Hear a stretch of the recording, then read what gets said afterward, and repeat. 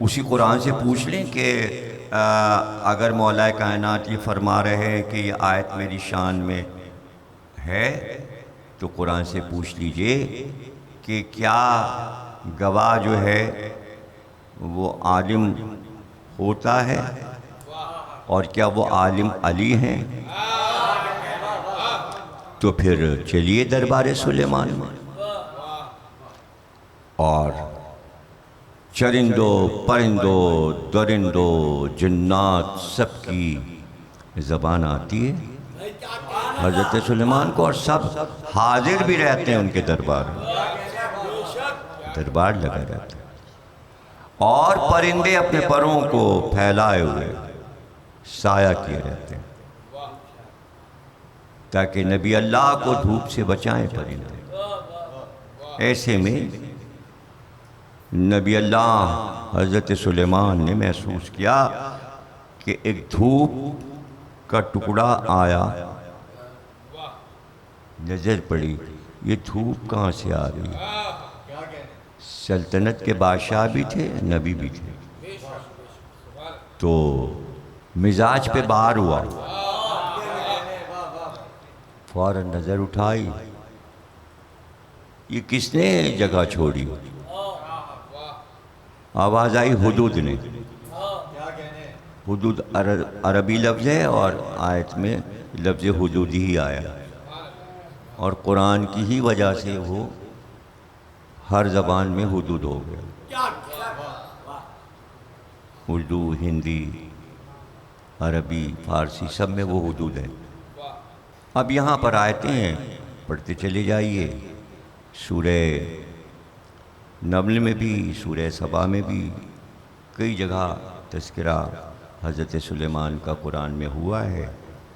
تو حضرت سلیمان نے فرمایا یہ نبی کی اجازت کے بغیر جگہ کیسے چھوڑی؟ اس نے اجازت نہیں لی اور جگہ چھوڑ دی۔ اب یہ آئے تو میں اس کی گردن مروڑ کے مار دوں گا۔ لیجئے، نبی سے پوچھے بغیر اگر کوئی جگہ چھوڑ دے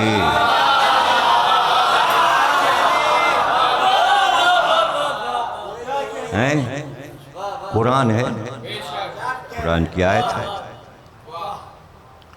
اتنی دیر میں حدود آ بھی گیا اور سامنے آ کے بیٹھ گیا حضرت سلیمان کے۔ آپ نے پوچھا کہاں گیا تھا؟ لہجہ ذرا نرم نہیں تھا، کہاں گیا تھا؟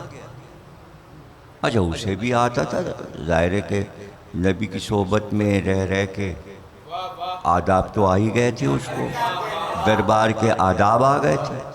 اس نے کہا میرے دل میں ایک خیال پیدا ہوا کہ میں اپنے بادشاہ کی سلطنت کے حدود تک اڑوں اور دیکھوں سلطنت کہاں تک ہے۔ اب ذرا نرم ہو گئے حضرت سلیمان، کہا اچھا تو پھر میری حکومت کہاں تک ہے دیکھ آیا؟ کہاں میں اڑتے اڑتے بہت بڑی سلطنت ہے آپ کی، میں بہت دور تک اڑتا ہوا گیا، بہت بڑا ملک ہے آپ کا، لیکن پھر میں آپ کی سرحد سے باہر نکل گیا۔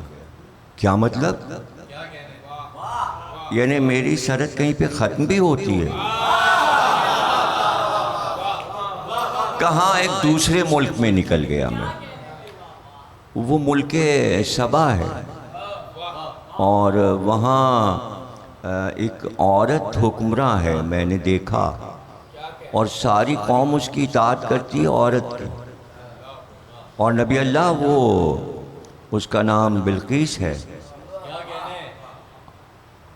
اور اسے تو آپ کے حرم میں ہونا چاہیے،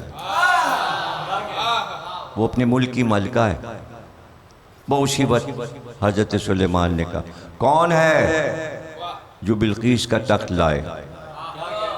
اب یہ تفسیر میں بڑی تفصیل ہے کہ پہلے نبی اللہ نے پیغام بھجوایا اور اپنا سفیر بھیجا اور گفتگو ہوئی، اور اس میں خط لکھا حضرت سلیمان نے بسم اللہ الرحمن الرحیم کہہ کر، اور پھر لکھا کہ فوراً کلمہ پڑھ کر مسلمان ہو جا اور میں اللہ کا نبی ہوں۔ یہ ساری تفصیلات کچھ قرآن میں، کچھ تفسیر میں، کچھ تاریخ میں موجود ہے۔ حضرت سلیمان کا بہت بڑا قصہ ہے۔ وہ خط اس کو ملا، اس نے اپنے درباریوں سے وزراء سے پوچھا اور اس نے کہا یہ نبی ہم کو سچا لگتا ہے اور اس کا خط دیکھ کر یقین ہو رہا ہے کہ یہ سچا نبی ہے، اس کا دعویٰ سچا ہے اور ہم لوگوں کو چلنا چاہیے۔ اور پھر ملکہ نے طے کر لیا کہ ہم چلیں۔ تو حدود نے اس میں ایک بات یہ بھی بتائی تھی کہ اس کے پاس بھی ایک تخت ہے جیسا تخت آپ کے پاس ہے۔ یعنی حدود نے نبی اللہ کو حیران پر حیران کیا کہ اس کے پاس بھی ایک تخت ہے، اس میں زر و جواہر جڑے ہوئے ہیں، بڑا قیمتی تخت ہے اس کے پاس۔ تو جناب بلقیس جو تھیں وہ اپنے تخت پر بیٹھ کر وہاں سے چلیں۔ تو حضرت سلیمان کو اطلاع مل گئی کہ بلقیس اپنے وطن سے، اپنے دارالحکومت سے چل چکی ہیں۔ تو حضرت سلیمان نے بھرے دربار میں آواز دی، کون ہے جو بلقیس کا تخت جلدی لائے؟ کون ہے؟ تو یہاں پہ قرآن نے کہا وَمَنْ عِنْدَهُ عِلْمٌ مِّنَ الْكِتَابِ، کہ ایک شخص بولا کہ میں جلدی تخت لاؤں گا۔ اس کی پہچان قرآن نے بتائی کہ اس کے پاس کتاب کا تھوڑا سا علم تھا، تھوڑا سا علم تھا۔ اور وہ کون تھا؟ اس کا تعارف ہوا تفسیر میں کہ وہ حضرت سلیمان کے سگے چچزاد بھائی آصف بن برقیہ تھے، اور وہ وزیر اعظم بھی تھے حضرت سلیمان کے۔ اور انہوں نے، وہ پہلو میں کھڑے ہوئے تھے، انہوں نے کہا میں تخت لے آؤں گا۔ حضرت سلیمان نے کہا کتنی دیر میں؟ تو انہوں نے کہا آپ کی پلک نہیں جھپکے گی کہ تخت آ جائے گا۔ تو مفسرین کہتے ہیں کہ پلک جھپکنا کیسا، بس کہا تھا آصف نے اور تخت سامنے تھا۔ تو جس کے پاس کتاب کا تھوڑا سا علم تھا، تھوڑا سا علم تھا، وہاں کتاب کیا ہے؟ توریت۔ وہاں کتاب کیا ہے؟ توریت۔ یعنی توریت کا ذرا سا علم رکھتا تھا۔ تو ملک سبا سے پائے تخت سلیمان چشم زدن میں وہ تخت لے آیا، اور یہاں آیت کر رہی ہے قُلْ كَفَى بِاللَّهِ شَهِيدًا بَيْنِي وَبَيْنَكُمْ وَمَنْ عِنْدَهُ عِلْمُ الْكِتَابِ۔ پوری کتاب کا کل علم رکھتا ہے وہ سلیمان کا چچزاد بھائی ہے، یہ محمد کا چچزاد ہے، وہ ان کا وزیر ہے، یہ ان کا وزیر ہے۔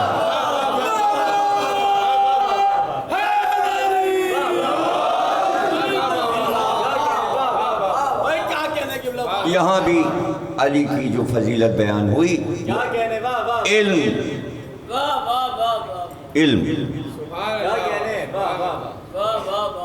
تو علی کا علم، اس پہ کوئی اختلاف نہیں ہے۔ بس یہ حدیث آیت پر کافی ہے کہ میں شہر علم ہوں، علی اس کا دروازہ۔ اور دروازہ ایسا ہی بنایا جاتا ہے کہ دروازہ دیکھ کر یہ اندازہ ہو کہ جب دروازہ ایسا ہے تو شہر کیسا ہو۔ اب اسی جگہ رک جائیے، میں یہ کہوں کہ سلیمان نبی تھے لیکن وزیر ان کا بدی تھا، نبی نہیں تھا۔ تو حضرت سلیمان افضل ہیں اپنے وزیر سے، تو معجزہ تو نبی کے پاس ہوتا ہی ہے نا۔ تو حضرت سلیمان خود کیوں نہیں کہہ رہے میں تخت لاؤں گا؟ یہ دربار میں پوچھ کیوں رہے کون لائے گا تخت، اور جلد لائے؟ اس کے معنی نبی اللہ یہ چاہتا ہے کہ آج میں وزیر کا تعارف کرواؤں، تاکہ لوگ وزیر کو دیکھ لیں کہ نبی کا وزیر جب ایسا ہوتا ہے تو نبی کیسا ہوتا ہے، اور جب نبی ایسا ہوتا ہے تو اللہ کیسا ہوگا۔ تو اب سمجھیں کہ دعوت ذو الشیرہ میں رسول اللہ نے علی کو اپنا وزیر کیوں کہا تھا، تاکہ پوری تاریخ اسلام شاہد ہو جائے کہ جب وزیر ایسا ہے تو نبی کیسا ہوگا۔ وزیر ایسا جو بدر فتح کرے، جو احد فتح کرے، جو خندق فتح کرے، جو خیبر فتح کرے، جو حنین فتح کرے، جو فتح مکہ پر دوش نبوت پر آ جائے۔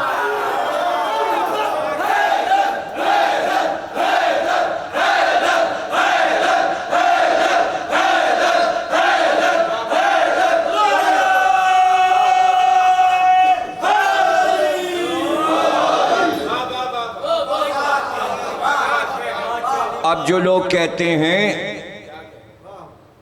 کہ کسی بھی شخصیت کے علاوہ نبی کے زیادہ فضیلتیں نہ پڑھیے، اور بعض لوگ تو یہ بھی کہہ دیتے ہیں غلو نہیں ہونا چاہیے۔ غلو ہو ہی نہیں سکتا، اللہ والوں کی فضیلتوں میں غلو کیسے ہوگا؟ غلو تو مادی انسانوں کی تعریف میں ہوتا ہے۔ جہاں قرآن گواہ ہو، پیغمبر کی حدیث گواہ ہو، کوئی عام آدمی تو گواہی نہیں دے رہا ان کی فضیلت کی۔ نہ اللہ کے کلام میں غلو ہے، نہ نبی کے کلام میں غلو ہے۔ حدیثیں جوڑتے چلے جائیے کہ پیغمبر نے کتنی حدیثیں کہیں، یہ میرا ذمہ کہ اگر کوئی گنتی پوری کر دے۔ پھر بھی کسی نہ کسی سے کوئی نہ کوئی حدیث رہی جائے گی۔